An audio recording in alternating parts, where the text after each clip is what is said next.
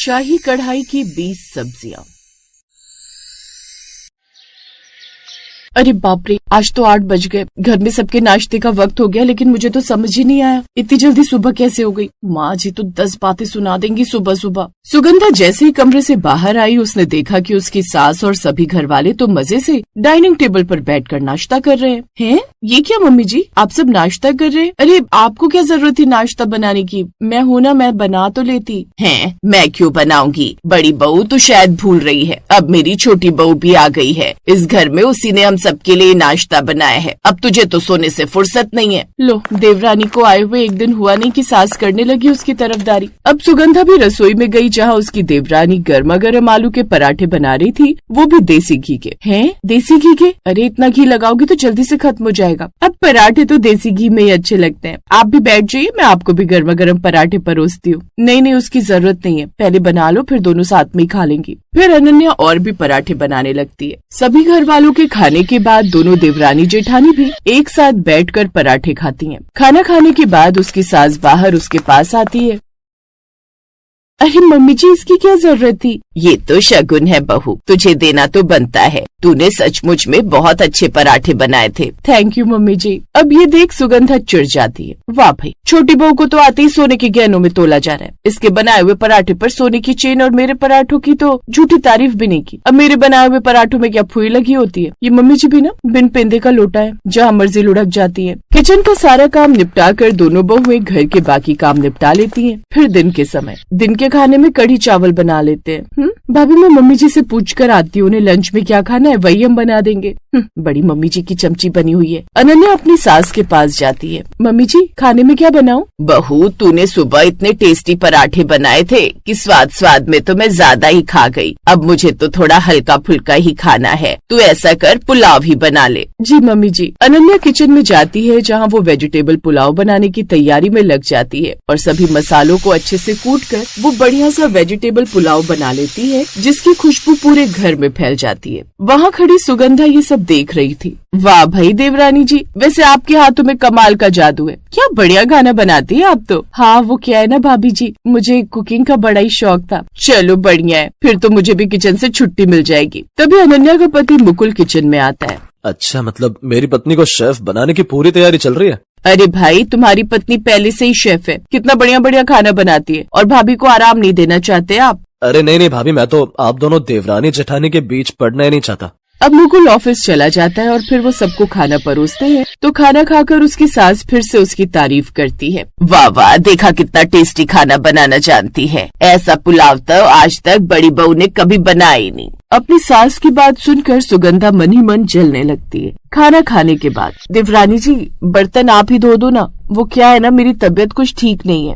कोई बात नहीं भाभी, आप आराम करो, मैं ये काम कर लूंगी। अब अनन्या बर्तन धोने लग जाती है और मौका देखकर सुगंधा अपनी सास के कमरे में जाती है। माँ जी, आपको आज का खाना कैसा लगा? कैसा लगा मतलब? बहुत ही बढ़िया था। छोटी बहू के हाथों में तो कुक के हाथों से भी ज्यादा स्वाद है। कितना टेस्टी खाना बनाना जानती है वो। अरे तो वो कौन सा उसके हाथों का स्वाद है, वो तो बल्कि हमारे बर्तनों का स्वाद है। क्या मतलब? मतलब ये कि ये स्वाद हमारे बनाए हुए बर्तनों में आ रहा है। आपको याद है जब सगाई होने के बाद हम एक बार उसके घर गए थे, तो उसने जो खाना बनाया था उसमें कुछ खास स्वाद थोड़ी न था। हाँ बहू, तू बात तो ठीक कह रही है। देखा, मेरी शादी के बर्तन कितने अच्छे हैं, और मेरी वो शाही कढ़ाई जो तुझसे ठीक से उठती भी नहीं है, वो तो बस शाही खाना बनाने के लिए ही बनी है। हाँ तो एक बार बोलो देवरानी को अपने बर्तनों में खाना बनाकर दिखाए, तब देखना टेस्ट।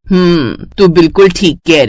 शाम को सास अपनी छोटी बहू से उसके दहेज में आए हुए बर्तनों में खाना बनाने के लिए कहती है। शाम को जब वो डिनर में सबके लिए छोले और फ्राई गोभी बनाती है और सबको परोसती है। देखा मम्मी जी, ये खाना कैसा बना है? कुछ कच्चा सा भी लग रहा है और वो स्वाद भी नहीं है। बात तो तू ठीक कह रही है, कुछ खास स्वाद नहीं है इसके बने हुए बर्तनों में। सास और जेठानी उसके खाने को मुंह बनाकर खाने लगती हैं और अब उसके बनाए हुए खाने में नुक्स भी निकालने लगती हैं। ऐसे दिन बीतते हैं एक रोज। वैसे ये बात तो पक्की हो गई देवरानी जी, स्वाद आपके हाथों में नहीं बल्कि मम्मी जी की शाही कढ़ाई में है। ये सब उन्हीं की कढ़ाई का स्वाद है। अनन्या चुप रहती है, पर भीतर ही भीतर हर शब्द जमा कर रही थी। शाम के वक्त, कल हमारे बिजनेस के कुछ क्लाइंट्स आ रहे हैं। छोटी बहू, इसलिए खाना तुम ही बनाओगी, लेकिन वो भी शाही कढ़ाई में। और हाँ, खाना बढ़िया बनना चाहिए, समझी? जी माँ जी, मैं कोशिश करूँगी। कोशिश नहीं, कल तुम शाही कढ़ाई में 20 सब्जियाँ बनाओगी। अगर स्वाद शाही नहीं हुआ तो समझ लेना तुम इस घर के लायक नहीं हो। क्या मम्मी जी,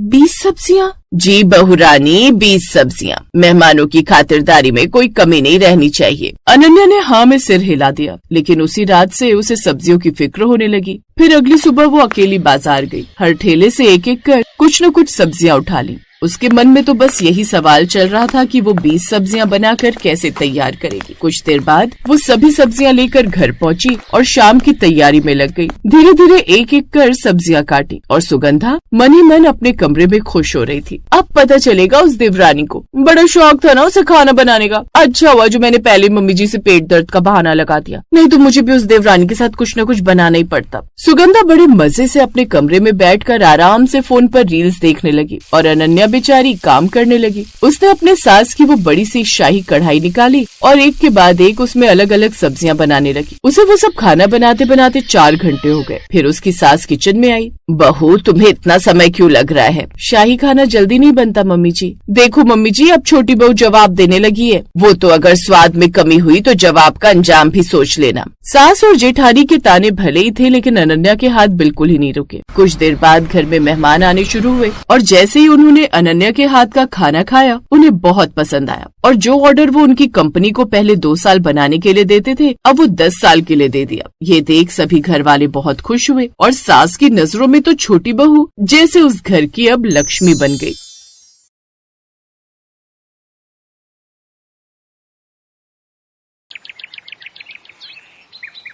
गुड़गांव में रहने वाली उर्मिला देवी के 2 बेटे थे। बड़ा बेटा अनुराग, जिसकी शादी अंजलि से हुई, और छोटा बेटा प्रांजल, जिसकी शादी श्वेता से हुई। उर्मिला के छोटे बेटे प्रांजल की नौकरी बैंगलोर में थी, इसलिए श्वेता शादी के 10 दिन बाद ही अपने पति के साथ बैंगलोर शिफ्ट हो गई, जहां वो दोनों अकेले रहते थे। मैं सच में बड़ा खुश हूँ श्वेता। अब फाइनली मेरा ट्रांसफर गुड़गांव हो गया और अब हम सब अपने परिवार के साथ रहेंगे। क्या हुआ, तुम्हारा चेहरा क्यों लटका हुआ है? प्रांजल, तुम्हें लगता है हम उस बड़ी फैमिली में एडजस्ट कर पाएंगे? मतलब कई साल से हम लोग अलग रह रहे हैं, अकेले रहना, अपने हिसाब से खाना पीना, सच कहूँ तो मुझे बड़ा अजीब लग रहा है। अरे डोंट वरी श्वेता, कुछ नहीं होगा। तुम कुछ ज्यादा ही सोच रही हो। अब तुम पैकिंग शुरू कर दो, हम जल्दी गुड़गांव चले जाएंगे। प्रांजल जहाँ अपने परिवार के पास जाने से बड़ा खुश था, तो वहीं श्वेता का चेहरा लटका हुआ था।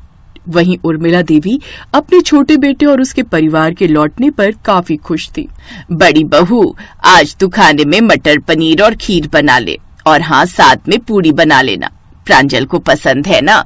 माँ जी, आप चिंता मत कीजिए, मैं सब बना लूंगी। और उनका कमरा, उसमें साफ सफाई कर देना और बेडशीट वो बदल देना। हाँ माँ जी, आप बस अब आराम से बैठ जाइए, मैंने सब कर दिया है।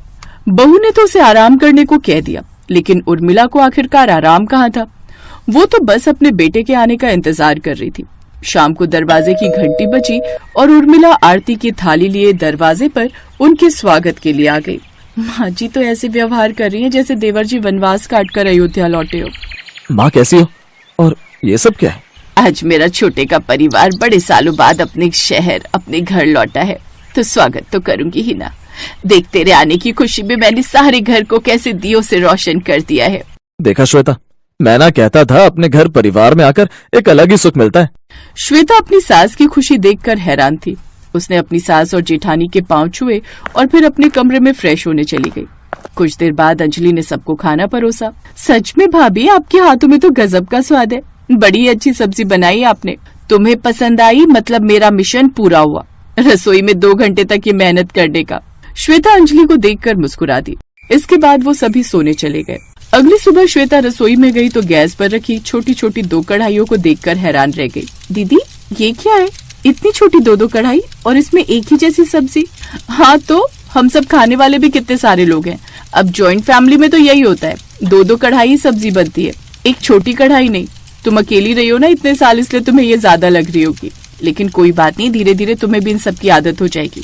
और एक ही जैसी सब्जी इसलिए क्योंकि 2 अलग अलग सब्जियां इसमें बनेंगी तो वो सबको पूरी नहीं होंगी, और किसी को ये खानी होगी तो किसी को वो। श्वेता को ये सब बड़ा अजीब लगा क्योंकि उसने पहली बार दो छोटी कढ़ाई भरकर सब्जी देखी थी। लेकिन उससे भी ज्यादा हैरान वो तब रह गई जब सारे लोग खाने बैठे तो वो सब्जी भी कम हो गई। अंजलि, थोड़ी सब्जी और देना। जी, सब्जी तो खत्म हो गई। नहीं भाभी, अंदर रखी होगी, हमने कढ़ाई भरकर सब्जी बनाई थी, वो कहाँ गई? वो सब खत्म हो गई मैडम। कमाल है, इतनी सब्जी भी कम हो गई। कहने को तो दो कढ़ाई है लेकिन है तो छोटी छोटी। अब ऐसा कई बार होता। माँ जी, ये दोनों कढ़ाई कुछ ज्यादा ही छोटी नहीं है? मतलब सब्जी किसी को एक्स्ट्रा चाहिए हो तो होती ही नहीं। बहू, हमें हिसाब से ही खाना बनाना चाहिए, हमें खाना वेस्ट नहीं करना चाहिए, समझी? खाने का अनादर करना बुरी बात होती है। ऐसे ही कुछ दिन बीत जाते हैं। एक रोज, दीदी आज मेरी कुछ फ्रेंड्स मुझसे मिलने घर आ रही हैं। वो दिल्ली में ही रहती हैं, किसी काम से गुड़गांव आ रही है तो मैंने उन्हें घर बुला लिया। इसलिए आप ना सब्जी थोड़ी ज्यादा बना लेना। वो दोनों भी हमारे साथ ही डिनर करेंगी। शाम को उसकी दोनों दोस्त घर आ गई। कैसी है यार श्वेता, बड़े दिनों बाद देख रही हूँ तुझे। मैं ठीक हूँ, लेकिन तुम दोनों कितने कमजोर हो गई हो। कमजोर तो नहीं हुए, हमने खुद को मेंटेन करके रखा हुआ है। श्वेता रसोई में जाती है और खाना बनाने की तैयारी करती है। वो दो छोटी कढ़ाई भरकर मलाई कोफ्ता बना लेती है। कुछ देर बाद वो सभी खाने बैठते हैं तो मलाई कोफ्ता एक बार में ही खत्म हो जाता है। ये तो बड़ा ही अच्छा बना है, थोड़ा और देना श्वेता। श्वेता रसोई में जाती है तो देखती है कि सारी सब्जी खत्म हो चुकी होती है। हे भगवान, वही हुआ जिसका डर था। अब मेरी फ्रेंड्स के सामने मेरी कितनी इंसल्ट होगी। डोंट वरी अंजलि, तुम ये मेरी कटोरी की सब्जी उन्हें दे दो, मैंने अभी शुरू नहीं किया था। श्वेता उस सब्जी को ले जाकर उन्हें देती है। उनके जाने के बाद वो ये सोचकर हैरान थी कि दो छोटी कढ़ाई भरकर सब्जी भी उसके ससुराल में कम पड़ जाती है। कुछ दिन बाद श्वेता उसके हाथों में होती है दो बड़ी कढ़ाई, जिन्हें देख सास पूछती है, छोटी बहू ये क्या है? माँ जी, अब से मैं देखती हूँ कि इस घर में सब्जी कम कैसे पड़ती है। अब इस घर में सब्जी बनेगी, लेकिन वो भी दो कढ़ाइयाँ भरकर। श्वेता झट से दोनों बड़ी कढ़ाइयाँ दोनों चूल्हों पर चढ़ा देती है और फिर मसाला बनाकर दोनों कढ़ाइयों में मसाला तैयार कर लेती है। कुछ ही देर में दोनों बड़ी कढ़ाइयों में सोयाबीन की सब्जी बनकर तैयार हो जाती है। इतनी सारी सब्जी श्वेता? हाँ भाभी, उन दो छोटी कढ़ाइयों में सब्जी सबके लिए कम पड़ जाती थी, इसलिए अब हम इन दो बड़ी कढ़ाइयों में भरकर सब्जी बनाएंगे और सुबह से शाम तक सबको यही खिलाएंगे। ठीक कहा तुमने श्वेता, और वो भी एक बार नहीं बल्कि दो बार खा सकते हैं। ऐसे दिन बीतते गए और अब वो दो बड़ी कढ़ाई में एक ही सब्जी बना देती, जिससे अब सबको एक वक्त की बनाई हुई सब्जी 3 वक्त तक खानी पड़ती। ये क्या बहू, फिर से कढ़ी? मैं तो अब परेशान हो गई हूँ ये एक ही सब्जी 3 वक्त खा कर। बस अब और नहीं खाई जाती मुझसे ये सब्जी। अरे माँ जी, लेकिन अब सब्जी वेस्ट तो नहीं कर सकते ना, बची है तो खानी तो पड़ेगी। आपने तो कहा था खाने का अनादर नहीं करते। भगवान बस कर अब, और तेरी ये दो बड़ी कढ़ाई वाली एक ही सब्जी हमसे 3 वक्त नहीं खाई जाती, इसलिए अब से तुम अपनी इन दो बड़ी कढ़ाई भरकर सब्जी बनाओ, लेकिन वो भी अलग अलग तरह की। अब सास का आदेश मिलते ही दोनों बहुएं एक वक्त में दो बड़ी कढ़ाई में सब्जी तो बनाती, लेकिन वो भी अलग अलग तरह की। इस तरह से अब घर वालों को भी एक वक्त में 2 अलग अलग तरह की सब्जियां खाने को मिल जाती, जिससे वो सभी काफी खुश थे।